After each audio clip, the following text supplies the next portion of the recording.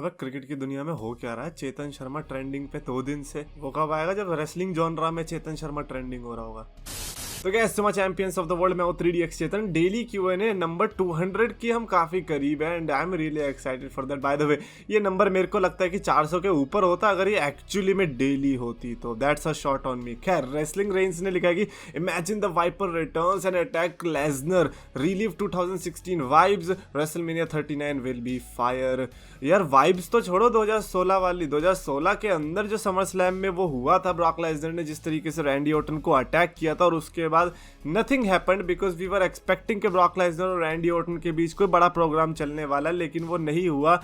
I think उसका continuity में देखने में ही ज़्यादा मजा आएगा। वाइब्स की तो बहुत दूर की बात है, नॉस्टैल्जिया फैक्टर बाद में आएगा, but Brock Lesnar versus Randy Orton is one of those rivalries जो कि हम इस पॉइंट पर चाहते हैं। And with this Brock Lesnar bro, I really want to see Brock Lesnar as baby face versus Randy Orton as the baddest baby heel क्यों बोल दिया मैंने, as the baddest heel on this planet. By the way Randy Orton अगर return करते हैं then I just want him as bad guy. Riddle तो मुझे नहीं लग रहा आने वाले हैं, तो इसीलिए एज बैड गाय मेरे को ज़्यादा अच्छा लगेगा। खैर गौरव ने लिखा है कि if Bloodline is inducted into Hall of Fame in future to Sami Zayn भी साथ में होगा क्या? और उसके नीचे उन्होंने अपनी चेम्बर के प्रेडिक्शंस भी लिखी है जिसमें नटालिया भी उन्होंने लिखी है। नाइस। आई थिंक ये इसीलिए भी है क्योंकि ये लाफिंग इमोजी, खैर यार क्या बोले, सीधा सैमी ज़ेन वाले की तरफ ही बढ़ते हैं। यार सैमी ज़ेन बड़ा अच्छा क्वेश्चन है, बट इसके पहले भी हमने देखा है जब फैक्शंस में ऐसे दरारें आती हैं तो हॉल ऑफ फेम में वो फिर एक साथ आ जाते हैं, तो उसकी कोई प्रॉब्लम है नहीं। मेरे को नहीं लगता कि ऐसा हो कुछ भी। तो आई थिंक सैमी ज़ेन भी शायद से ब्लड लाइन में हमें इंडक्ट होती दिखाई देगी, बट द क्वेश्चन है इसकी क्या ब्लड लाइन इंडक्ट होगी। आई थिंक जिस तरीके से उन्होंने हमें ये 2 साल के अंदर स्टोरी लाइन दी है और इंटरनेट की भाषा में कहूँ तो सिनेमा दिया है, तो ऐसे में हॉल ऑफ फेम के पाथ पर चलना तो बनता है। मिस्टर श्रीकांत तिवारी ने लिखा है कि the Rock help Sami Zayn to win the champ. अरे भाई फिर से the rock, her daily Q&A में एक ना एक द रॉक आ ही जा रहा है। या हो सकता है कि मैं ही शायद ज़्यादा चालाक हूँ और जानबूझ के द रॉक का क्वेश्चन पिक कर रहा हूँ ताकि मैं खुद डायरेक्टली ये ना बताऊँ कि द रॉक आ सकता है या फिर प्रेडिक्ट करूँ और आपके कंधे पर रख के बंदूक चलाऊँ।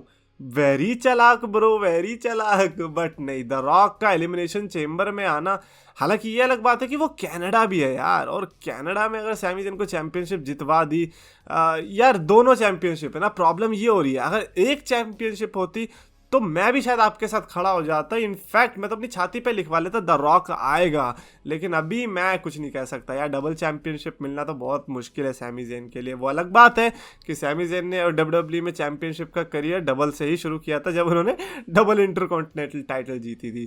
खैर आयुष ने लिखा है कि मिसिंग एजे स्टाइल्स वाली इमोजीज। यार सैड मत करो, सुबह सुबह का टाइम है और एजे स्टाइल्स हमारा फेवरेट में से एक है, और जब इतना सब कुछ हो रहा है specially when you are on road to WrestleMania and you are having no AJ Styles, then आपकी किस्मत में कुछ तो झोल है। एजे स्टाइल्स को भी हो सकता है कि बुरा लग रहा होगा। जस्ट इमेजिन एजे स्टाइल्स कैसी कैसी राइवलरीज में हो सकते थे इस टाइम के अंदर, और हो सकता था कि वो चेम्बर में भी हो सकते थे। There was so many possibilities, but अभी क्या है वो बेचारे इंजर्ड है। खैर अब मिस कर रहे हैं तो अब क्या कर सकते हैं। आई होप जल्दी जल्दी रिकवर होकर वो भी आए। जगदीश वातुकिया ने लिखा है कि the surprise factor is gone after Triple H comes in control, believe it or not. मेरे को ऐसा क्यों लगा ये राइम किया है आपने।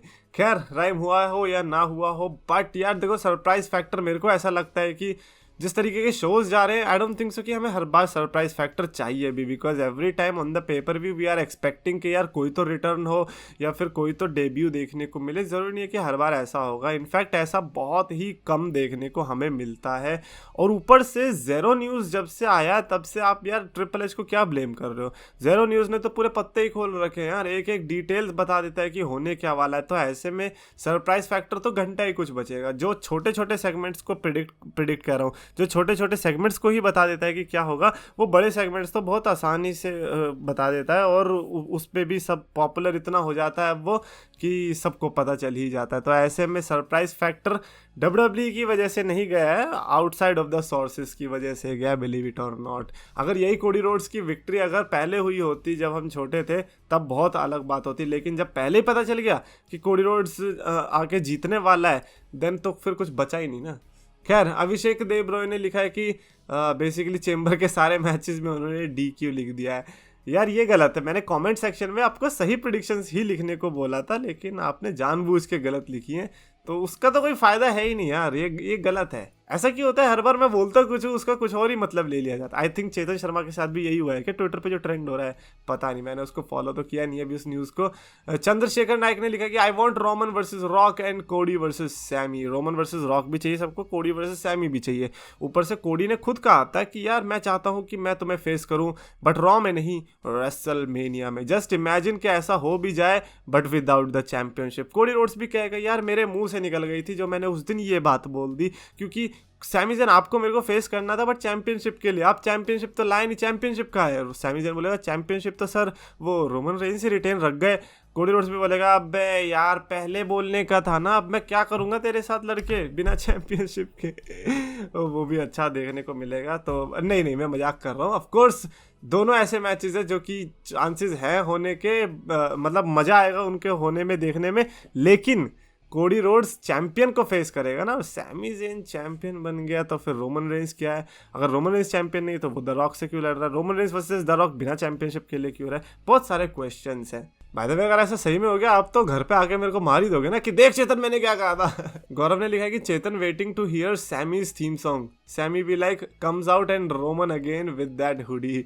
लगता है अब तो एलिमिनेशन चेंबर में ही थीम सॉन्ग सुनने को मिलेगा। मेरी तो एक्सपेक्टेशंस उससे भी लो है। मेरे को लगता है कि अब डायरेक्ट रेसलमेनिया में ही देखने को मिलेगा। हो सकता है कि एलिमिनेशन चेंबर में भी वो किसी टाइप की वियर्ड एंट्री कर ले, हो सकता है कि हुडी में दोबारा से पीछे से द शील्ड को टीज करने के लिए द शील्ड की तरह एंट्रेंस ले ले। सैमी ज़ैन है भाई, वो कुछ भी कर सकता है। और जिस तरीके से थीम सॉन्ग को बचाया जा रहा है अच्छा नहीं है भाई साहब, क्योंकि अगर आपने गंदा थीम सॉन्ग दे दिया तो ज़्यादा हमें बुरा लगेगा। प्रथमेश मोडाले ने लिखा है कि I hope this match of Bobby versus Brock not end up like previous two, it should end on good note. Yup, good note, it is going to end in disqualification yet again. यार क्या हम expect कर रहे हैं Brock Lesnar Bobby Lashley से? आपको लगता है कि क्लियर रिजल्ट आएगा?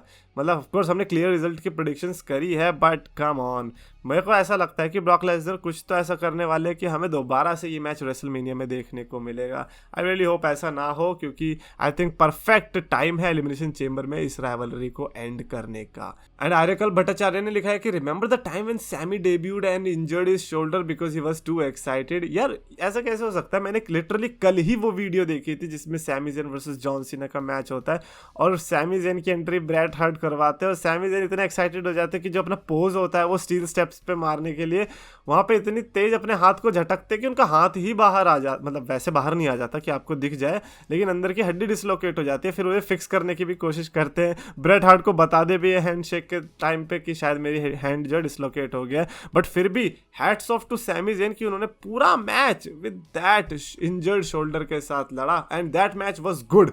आई एम नॉट सेइंग कि वो कुछ Bronson Reed Akira Tozawa type match था। That match was freaking legit, एक बार जरूर जाकर देखना। एंड फाइनली रियान क्यूडब्ल्यू ने लिखा है कि if Vince McMahon was still the head of the creative control would Austin theory had caches the money in the bank in WrestleMania. और रेसलमेनिया का तो पता नहीं, बट कैश इन होके चैंपियनशिप जरूर आ जाती। यार एक तो पता है क्या, ये वाली सिचुएशन बड़ी वियर्ड है। Vince McMahon when it comes to personal relationships, कि फिर चाहे शेन मैकमैन हो या कोई भी हो, ऑस्टिन थ्योरी भी मेरे को लगता है पर्सनल रिलेशनशिप में आ गया जब इतना क्लोजली उनको मॉनिटर करके उनको ट्रेनिंग दे रहे थे, जो भी चीज़ कर रहे थे। तो ऐसे में रोमन रेंस फिर भी शायद से उनकी प्रायर चॉइस होती और वो रोमन रेंस के सामने ऑस्टिन थ्योरी की बेइज्जती करवा ही देते। तो ऐसा नहीं है कि ट्रिपल एच के केस में ही हुआ है, देयर वाज बिग चांस कि शायद से विंस मैकमैन के अंडर भी यही होता। लेकिन अगर ऑस्टिन थ्योरी आप कह रहे हो कि चैंपियनशिप जीत जाते, देन आई थिंक ज़्यादा बुरा होता। See Austin Theory is my friend, as I said, fan भी नहीं हूँ मैं उसका, लेकिन मैं उसका फ्रेंड हूँ, मतलब उससे भी बढ़कर है ये रिश्ता। लेकिन मैं फिर भी कह रहा हूँ कि ऑस्टिन थ्योरी का चैंपियनशिप जीतना बहुत ही ज़्यादा बुरा होता है। It could have been as bad as watching Dynamite in the early morning. खैर कमेंट्स में लिखकर बताना अपने thoughts regarding any of the situation, या और कोई आपके थॉट्स हैं जिस पर डेली Q&A बन सकती है तो डेफिनेटली लिखो। और अगर आपको वीडियो पसंद आए तो प्लीज़ लाइक करो, शेयर करो, चैनल को सब्सक्राइब करो।